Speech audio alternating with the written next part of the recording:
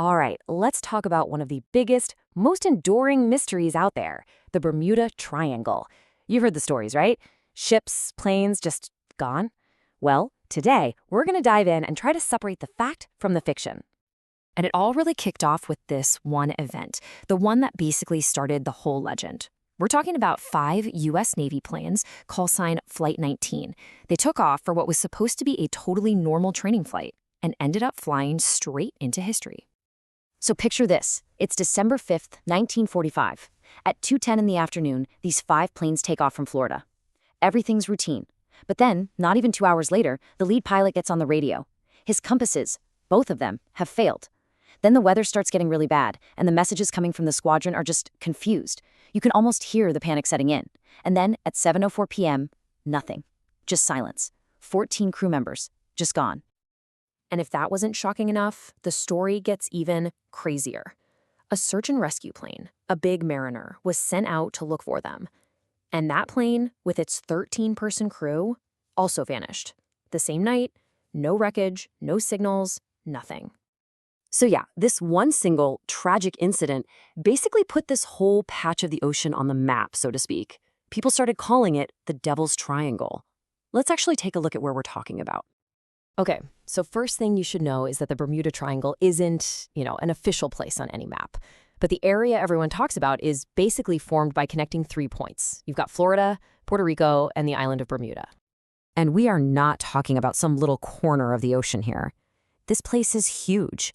We're talking over 500,000 square miles. To give you an idea of how big that really is, it's bigger than the entire state of Alaska. Just massive.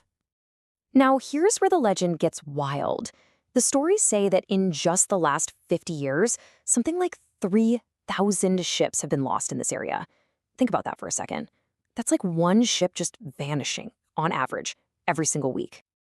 And it's not just boats. They say over 100 airplanes have disappeared there, too. So you hear numbers like that, and you'd think this is some ancient mariner's myth, right? But here's the really interesting part. The name Bermuda Triangle is actually pretty new. It was a guy named Vincent Gaddis who wrote a magazine article back in 1964. He's the one who basically bundled all these separate incidents together and created the legend that we all know today. Okay, so once the legend was out there, people started trying to figure it out. And I'm not talking about aliens or sea monsters. People started looking for real scientific clues. So are there any natural explanations for all this? Let's go back to Flight 19 for a second and that compass problem they had. See, here's a little navigation 101 for you. There are actually 2 North Poles. You've got the geographic North Pole, that's the actual top of the Earth on a globe, and then you have the magnetic North Pole, which is where your compass needle actually points. They're not in the same place, so pilots and sailors always have to adjust for that little difference. Except, there are a few rare spots on the planet called Agonic Lines. And on these lines, true north and magnetic north line up perfectly. There's zero difference. And guess what? One of these lines has historically run right through the Bermuda Triangle. So you can imagine, if you're a pilot and you're not expecting your compass to suddenly point to true north, it could throw you way, way off course. Okay, here's another really wild, kind of scary theory. It's called the methane hydrate theory. The idea is that there's all this methane gas trapped and frozen on the ocean floor. If there's some kind of geological shift, a huge bubble of that gas could just erupt to the surface. And when that happens, the water becomes all frothy and loses its density. So a ship sailing right over it would suddenly have nothing to float on, and it would just sink instantly. It's a wild idea, for sure, but I gotta say, scientists have found no direct evidence of this ever actually happening to a ship in the triangle. And look, theories aside, let's just be real for a second. This part of the ocean is just dangerous. It's smack in the middle of Hurricane Alley. You get these sudden, violent waterspouts, which are basically tornadoes on the water. And a lot of it is actually surprisingly shallow, with hidden shoals and sandbars that can just trap a ship miles from anywhere.